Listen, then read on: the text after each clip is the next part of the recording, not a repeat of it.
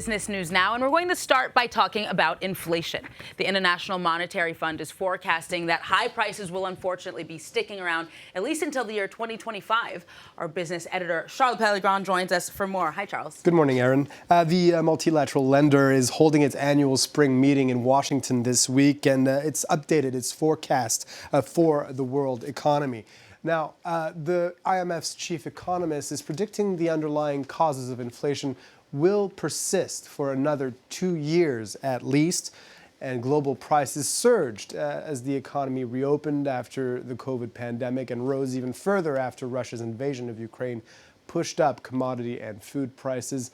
And in spite of central banks around the world lifting interest rates in order to curb those prices, well, inflation is persisting. After peaking at 8.7% last year, global inflation will slow to 7% this year, and again to 4.9% the year after that. The forecasts for 2023 and 2024 have both been revised upwards from the previous forecast. As a reminder, the target inflation set by the U.S. Federal Reserve and other institutions is at 2%, so much lower than the rates we're seeing over the next couple of years. Inflation and the fact that it has led to higher interest rates is also a contributing factor to the forecasted slowdown in global growth, including for developing economies who will have to pay more for the loans they require.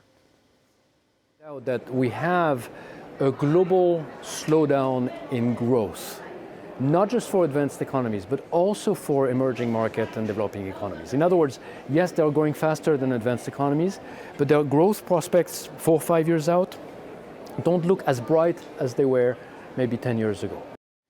In Switzerland this Wednesday, parliamentary hearings about the government-facilitated takeover of embattled Credit Suisse by its rival UBS are set to continue. In a symbolic vote, the lower house rejected to approve the 109 billion Swiss franc, or about 110 billion euros, in financial guarantees used for the takeover. The upper house had previously approved the rescue vote, so will happen again this Wednesday. Clémence Waller takes a look. The Swiss government is in the hot seat as Parliament began to analyze last month's decision to force the takeover of the Credit Suisse bank. Speaking to lawmakers, Swiss President Alain Berset defended orchestrating the merger. As an option, we looked at the bankruptcy of Credit Suisse, and this solution had to be quickly discarded because it would have potentially caused an international financial crisis with devastating effects for our country, for Switzerland, for businesses, for private customers, but also for our country's reputation. Credit Suisse's shares had nosedived amid concerns about its finances when, on March 19th, Swiss authorities stepped in and brokered a deal with rival bank UBS to buy it for 3 billion Swiss francs. Just over $3 billion US. Both banking giants are part of the 30 financial institutions worldwide deemed too big to fail. The takeover was the culmination of 2 weeks of financial scares after the failure of 2 US banks triggered concerns about the stability of the global financial system. However, many Swiss lawmakers slammed the deal, saying it was made behind closed doors, cut out parliament, and was presented to them as a fait accompli.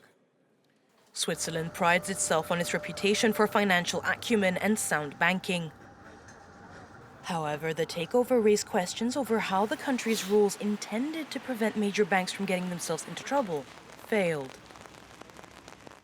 Let's take a look at the stock markets now. Stocks trading up at the open in Europe. As you can see, the Paris CAC 40 up 0.1%, the DAX in Frankfurt up 0.2%, and the FTSE in London just above 0%. Investors cautiously awaiting the release of U.S. consumer price data later this Wednesday, with many expecting it to show a slowdown, a relative slowdown in inflation. In Asia, we're seeing mixed trading as well, with the Hang Seng in Hong Kong down over 1%, and the Shanghai Composite finishing the session over 1/3%, and the Nikkei in Tokyo closing up over 0.5% higher. Staying in Asia, Jakarta's stock exchange and Indonesia saw its biggest IPO of the year this Wednesday. Harita Nickel opened almost 3% higher than its IPO price. It had raised about $660 million, over 600 million euro, including from Swiss group Glencore. Nickel is a key component in electric vehicle batteries, and Indonesia, the world's leading producer of the metal, is investing a lot into building a complete electric vehicle supply chain from extraction to production. And let's end in Chile, where Congress has passed a hard-fought bill that will gradually reduce the work week to 40 hours from 45 currently. This will be in line with most other industrialized nations. The law represents a small victory for the left-leaning government of Gabriel Boric, which has been working against the country's free market constitution since he came to power. Many companies had already said they will adopt the bill, but some smaller businesses say they don't have enough resources to hire more workers in order to replace lost hours. Aaron. Charles Pellegrin with Business. Thank you very much.